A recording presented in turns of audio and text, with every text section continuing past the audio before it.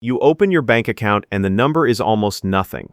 A few bills are waiting, your paycheck has already been mentally spent, and even though you are working, earning, trying, and thinking about the future, it still feels like your money never really stays long enough to become anything. Then you look at the opposite number, $1 million. It feels almost unreal. Like a number for business owners, lucky investors, tech people, rich families, or someone who learned the rules of money long before you even knew there were rules. But the path from 0 to 1 million is not one giant leap. It is a series of levels, and each level changes the game. The problem at 0 is completely different from the problem at 10,000. The pressure at 100,000 is different from the pressure at 500,000.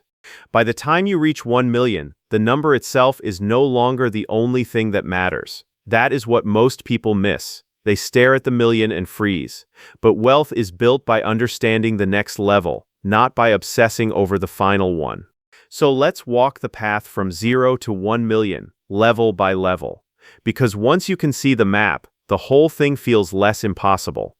The first level is 0. This stage is the most emotionally difficult, because money feels like oxygen. You do not think about wealth yet. You think about surviving the month, covering the next bill, avoiding another credit card balance, and hoping nothing breaks.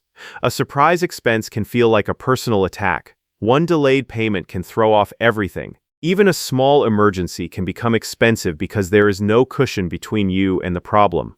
The goal here is not to become rich immediately. The goal is to stop the financial bleeding. That begins with one simple question.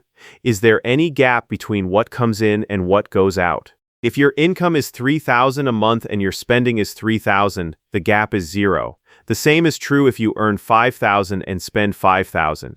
A higher income can help, but income alone does not build wealth. The gap does. That gap is the first sign that your money path is changing. It might come from cutting one recurring expense, reducing food delivery, paying off a small debt, canceling something you forgot about, or earning a little more on the side.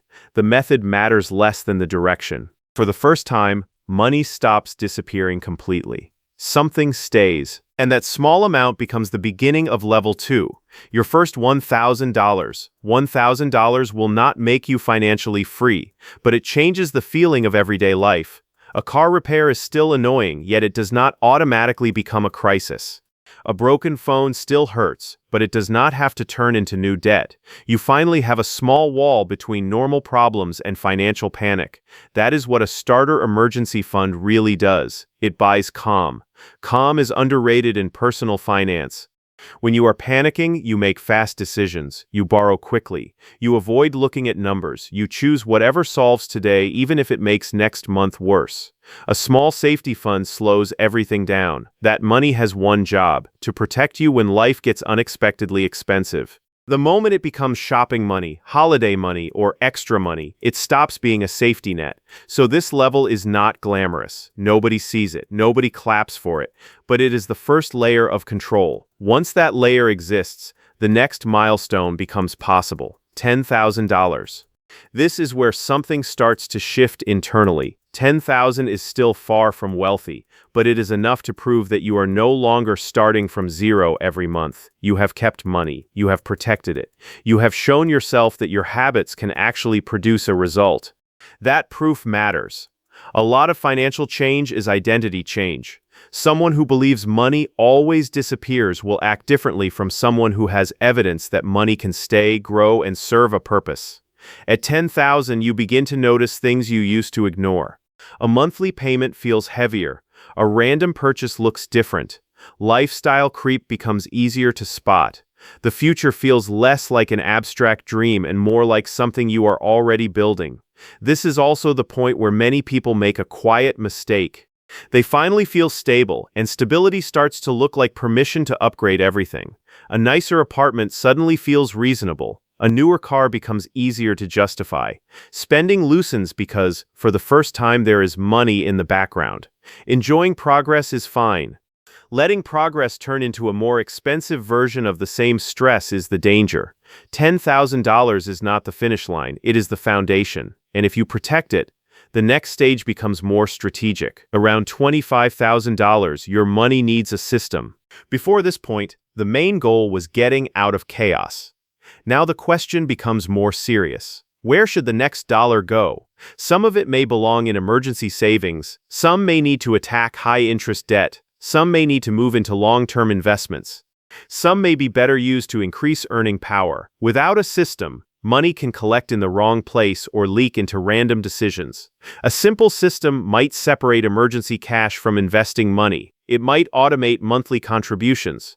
It might set rules for raises, bonuses, and debt payoff. The system does not have to be complicated. In fact, the best systems are usually boring enough to repeat. This is where wealth starts becoming less emotional. Money arrives, and it already knows where to go. That one change can take you to the most famous milestone in early wealth building: $100,000. The first time your net worth or portfolio reaches $100,000, the game feels different.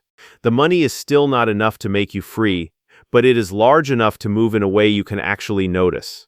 A 7% return on $10,000 is $700. Helpful, but easy to ignore. A 7% return on $100,000 is $7,000. Suddenly, your money can grow by more than some people save in months. That is why the first $100,000 matters so much. It is the moment where math becomes visible. In the early levels, most of the progress came from your effort. The money you managed to save, the patience to leave it alone, and the discipline to keep going when the results still look small. Now your money starts joining the process.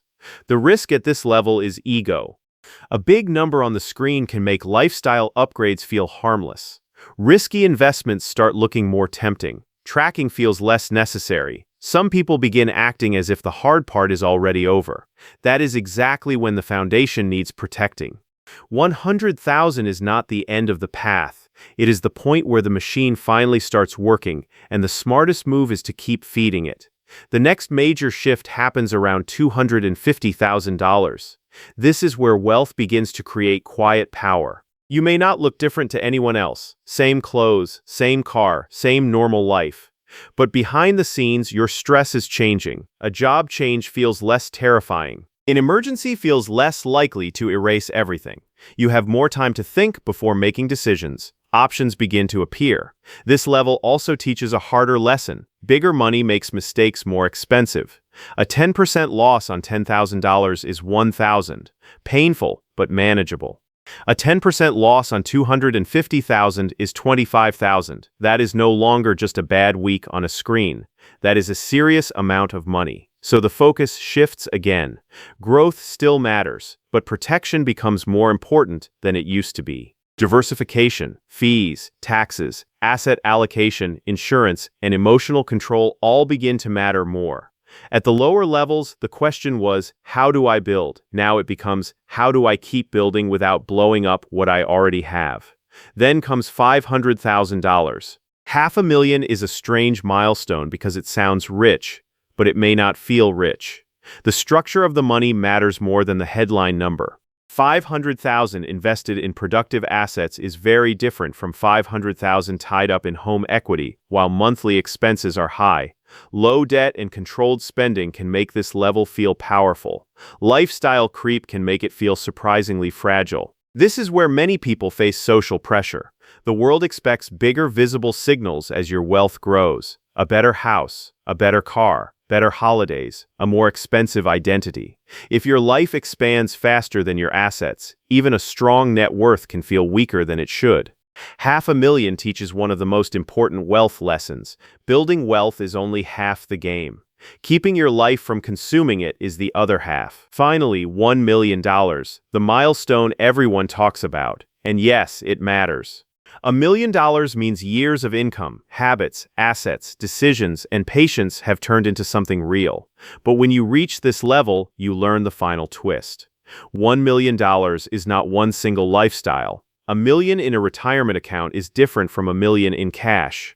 $1 million in home equity is different from $1 million in income-producing assets. $1 million with low expenses feels completely different from $1 million attached to a high-cost life. Age matters too. $1 million at 35 creates a different path than $1 million at 65. So the better question is not only, am I a millionaire? The better question is, what kind of millionaire am I? Do your assets create income? Are your expenses under control? Can your plan survive market drops? Do you understand taxes? Is there a structure for the future? Could your wealth outlive one version of your life? At this stage, the game moves beyond accumulation. Protection matters. Cash flow matters. Ownership matters. Estate planning matters. Teaching the next generation matters. Purpose matters too, because money without direction can become just another thing to manage, and that is the full path. 0 teaches you to create a gap. 1,000 gives you breathing room. 10,000 proves you can build. 25,000 needs a system. 100,000 makes momentum visible. 250,000 forces you to respect risk. 500,000 tests whether your lifestyle can stay under control. 1 million shows you that wealth is not only a number, it is a structure. The journey usually does not look dramatic while it is happening. It looks like automatic transfers, avoided debt, boring decisions, raises that do not fully become lifestyle, investments no one sees, and patience that rarely gets applause. That is why people miss it. They expect wealth to feel exciting every day. Most of the time it feels quiet, a gap, a cushion, a habit, a system, an asset, a decision repeated longer than most people are willing to repeat it. So if you are starting at 0, do not let the $1 million number freeze you. Look at the next level, the next $100, the next 1,000, the next money leak to close. The next automatic investment, the next decision that moves you one step further along the path. That is how wealth is built, level by level. And one day, the number that once felt impossible becomes the result of a map you finally understood.